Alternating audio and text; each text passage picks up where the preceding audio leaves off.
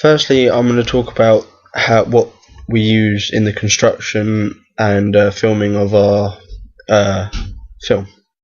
Firstly, in the filming of our movie, we used a pretty decent Canon camera. Luckily, my dad had just got one as a Christmas present, so he let us use that, and this enabled us to do some things that were not possible or on HD flip camera or normal camera, or weren't as easy to do on those types of cameras. For example, we had the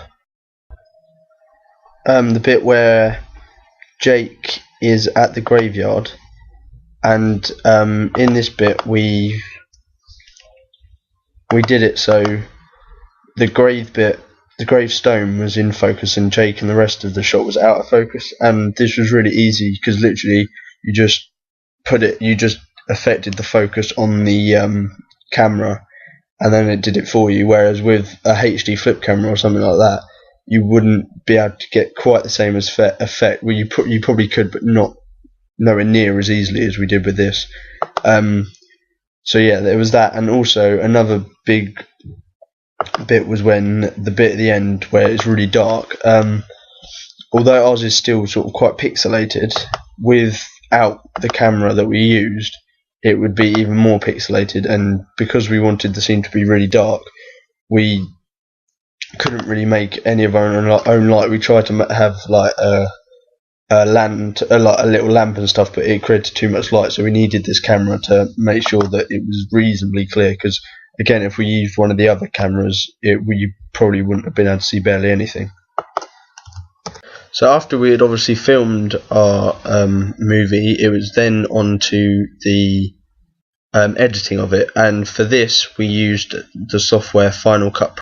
As you have seen throughout my blog, we use Final Cut in all aspects of the visual and sound effects for the editing.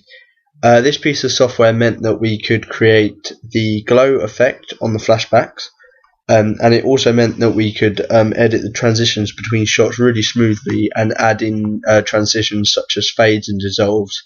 For example, in the bit where we go from outside to inside of the pub. Not only in the visual, but as I've just mentioned, it also meant we could create the fades in the music as well. An example of this would be when we, well, for starters, when we go from the graveyard scene to the scene in the school, we faded the music so it got louder. And also when we get to the end of that where Jake's using the phone and the title comes up, the music fades out again.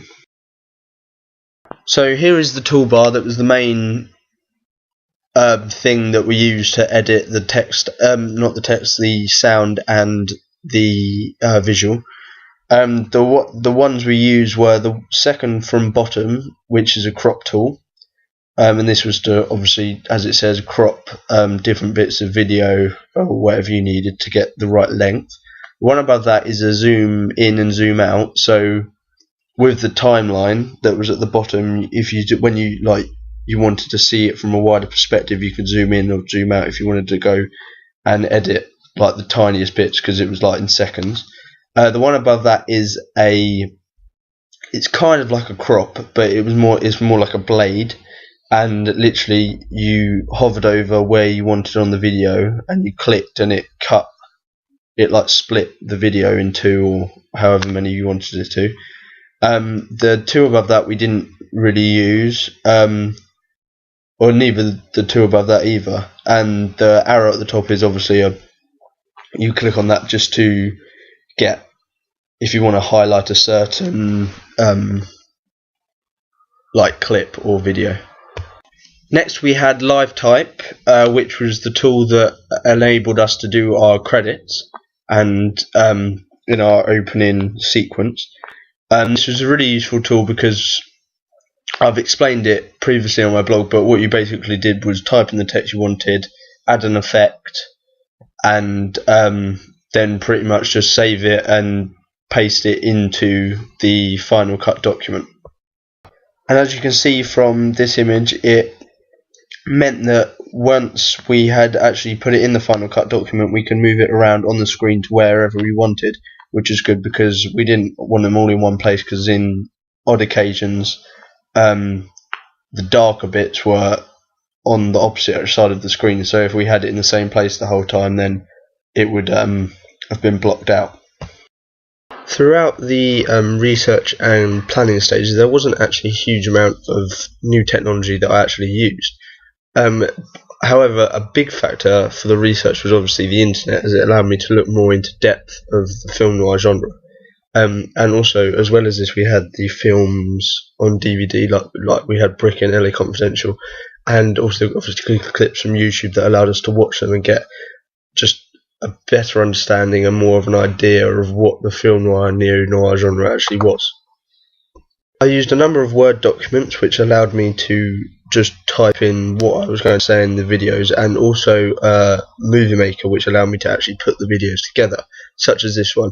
It meant I could film myself and put voiceovers in and pictures in, and to make, when it actually finally went on my blog, to make my blog seem more media-like instead of just having a paragraph of text and a little picture. There was one thing that I tried in my research into the feedback for our actual film, which was a website called Monkey Survey. However, as mentioned in question 3, it didn't actually go quite as I planned, and I didn't get enough replies to have a significant amount of data to use for my feedback for that question.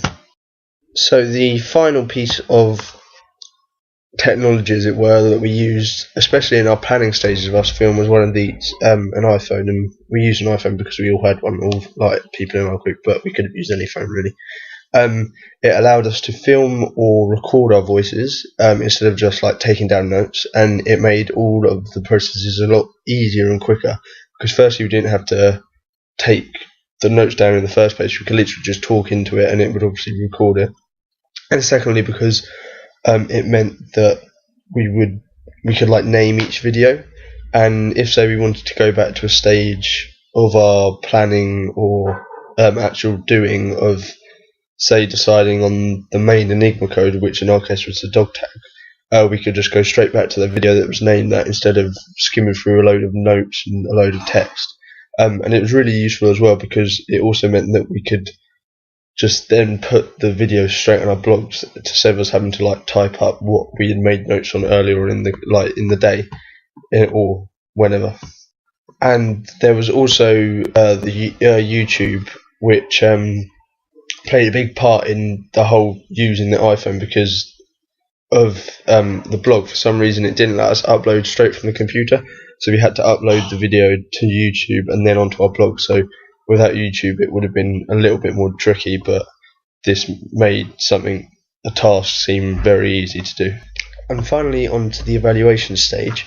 Like the other parts of the processes, YouTube, the internet, Movie Maker, the webcam, and all these types of things made everything a lot easier to do.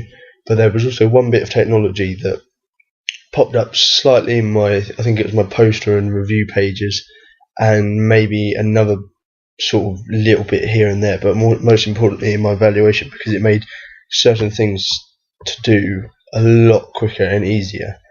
Here it is. It's called BB Flashback Pro, and it's built into some people's laptops, but mine, I had to download it. I've got like a 30-day free trial, and actually it might have been 2-month free trial. And basically with this, it made getting things off the internet so much quicker. For example, this is our production company bit, and with this, I've got I just filmed it on the screen, and without this bit of equipment or technology, getting that off the internet, because I didn't have it on a memory stick, it would have been an absolute pain, because there's so many different processes that you have to do to actually get it off the internet. Another example would be, say,